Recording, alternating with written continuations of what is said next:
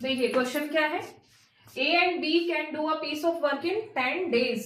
B and C can do the same work in 12 days. C and A can do the same work in 15 days. If all the three work together, find the number of days required to complete the work. देखिए A और B है जो कितने दिन में काम कर सकते हैं दोनों मिलके? 10 दिन में। B और C कर सकते हैं 12 दिन में। C और A कर सकते हैं 15 दिन में। ठीक है, हम क्या करते हैं, अभी इन्होंने इकट्ठे काम दिया है दो लोगों का, है ना, ए और बी का, बी और सी का, सी और ए का। अगर वो इंडिविजुअली देता है तब भी हम एलसीएम निकालते हैं, इकट्ठे दे रहा है तब भी हम एलसीएम निकालेंगे। ठीक है, इन तीनों का एलसीएम हम देखेंगे क्या होगा, 60 हो जाएगा। लेकिन यहाँ पे ये दो दो बार है तीनों में ना, ए भी 2 टाइम्स है, बी भी 2 टाइम्स है, सी भी 2 टाइम्स है, तो जो इसका एलसीएम है इसको भी हम डबल लेंगे ताकि हमारी कैलकुलेशन इजी हो। जैसे कि दोनों का 60 आ रहा है, लेकिन 60 दूनी 120, तो इसको हम 120 ले लेंगे इसका एलसीएम। ठीक है, अब इनकी हम एफिशिएंसी चेक करते हैं, कितनी किससे कट के कितनी आ रही है। 10 से 120 को काटते हैं तो कितना आ रहा है, 12। ए और बी की है ये, है ना। बी और सी की कितनी आ रही है, 10, और सी और ए की कितनी आ रही है, 8। 15 8 120। ठीक है, अब देखिए अगर हम इनको जोड़ते हैं तीनों को, जैसे कि ए प्लस बी प्लस सी, लेकिन तीनों दो दो बार है ना, तो ऐसे तीनों को जोड़ लेते हैं 2 टाइम्स ऑफ 3। ठीक है, इज इक्वल टू इन तीनों की ये एफिशिएंसी जोड़ते हैं हम, कितनी आ जाएगी, 12 और 10 22 और 8 30।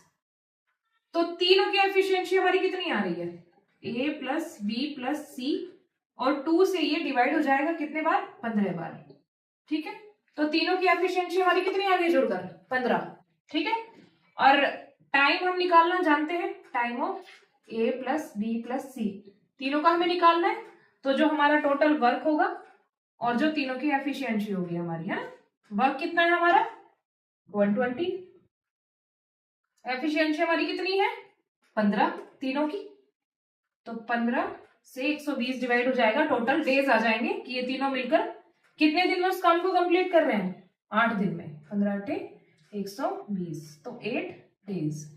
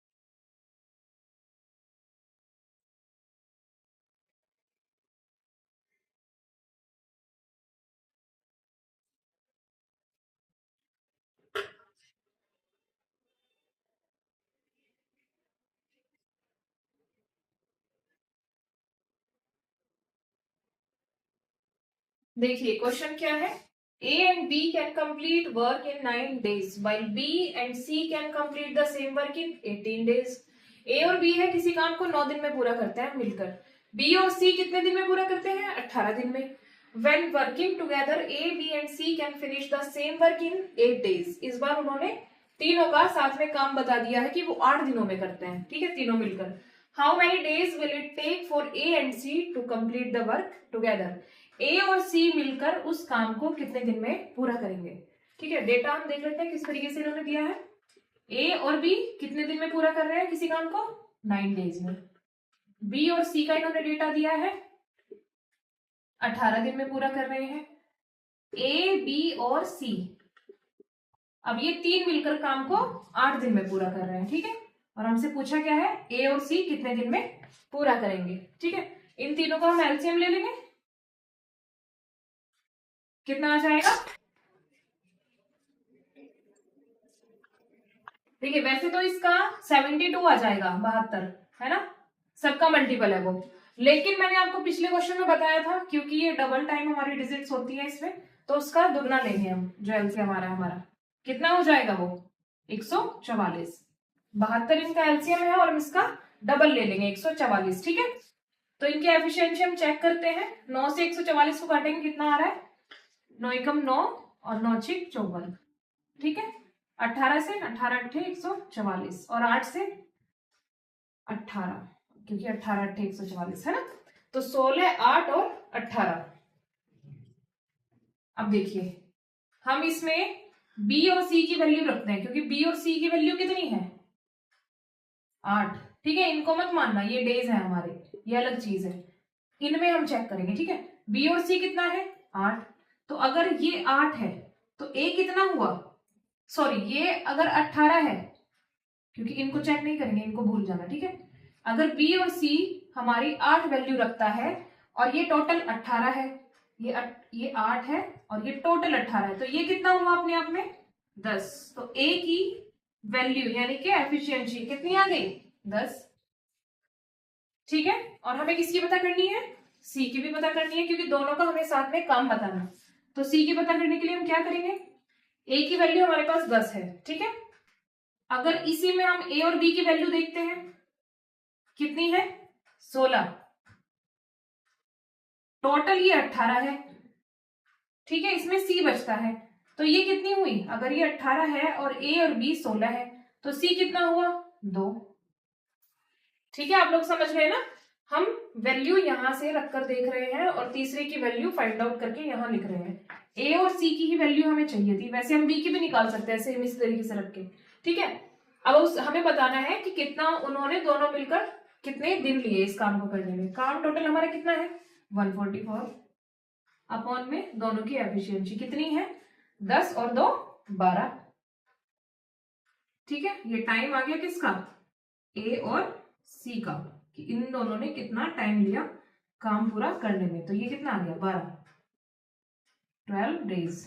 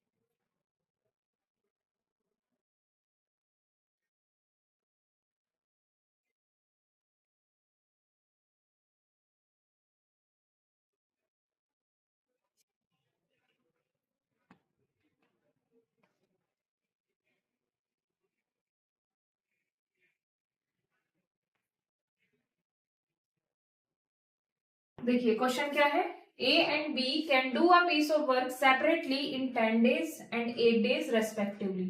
ठीक है, A है और B है जो काम करते हैं, और क्या करता है, A 10 दिन में उस काम को करता है और B 8 दिन में उस काम को करता है ना। ठीक है, ये 10 दिन ले रहा है उसी काम को करने में और B 8 दिन ले रहा है, सेपरेटली काम कर रहे हैं, इकट्ठे नहीं काम कर रहे। ठीक है, if they work alternately and A begins the work. अब देखिए इन्होंने क्या कहा है, नई लैंग्वेज है। अगर वो अल्टरनेट डेज पे काम करते हैं, एक दिन काम करता है, दूसरा दूसरे दिन काम करता है, मतलब जिस दिन A काम कर रहा है उस दिन B नहीं आ रहा है काम करने, जिस दिन B आ रहा है उस दिन A नहीं आ रहा। ठीक है, काम कुछ इस तरीके से हो रहा है, जैसे कोई स्केल है, इससे समझते हैं कि एक दिन यानी कि डे 1 पे हमारा A आ रहा है, क्योंकि A ही काम शुरू कर रहा है ना, A begins the work. Next जो सेकंड डे है उस पे B आ रहा है काम करने, फिर से A आ रहा है, फिर से B आ रहा है। ठीक है, इस तरीके से ये चल रहा है इनका काम। ठीक है, in how many days will the work be completed, कितने दिनों में हमारा काम पूरा होगा। पहले हम देख लेते हैं कि काम हमारा टोटल है कितना। ठीक है, उसके लिए हम क्या करते हैं, इनका एलसीएम लेते हैं। कितना हो जाएगा ये, 80 भी ले सकते हैं और 40 भी हम ले सकते हैं ना। ठीक है, 40 इसका हमने एलसीएम ले लिया। ये कितना आ गया, 5 8 पंजे 40 और ये 10 चौक 40। तो ये A के लिए 4 है और B के लिए 5 है। अब देखिए A हमारा 4 काम कर रहा है एक दिन में, B हमारा 5 काम कर रहा है। ठीक है, तो A 4 काम कर रहा होगा, नेक्स्ट डे B 5 काम कर रहा है, फिर से A 4 काम कर रहा है, B फिर 5 काम कर रहा है। ये इसकी क्या है, एफिशिएंसी है। ठीक है, ये इतना काम एक दिन में इतना काम करता है, B एक दिन में इतना काम करता है। टोटल हमें काम कितना करवाना है, 40। ठीक है, तो इस तरीके से ये क्या हो रहा है, देखिए आप एक पैटर्न देखिए कि ये जब 4 5 4 5 इस तरीके से रिपीट हो रहा है, मतलब 2 दिन में हमारा कितना काम हो रहा है, 9।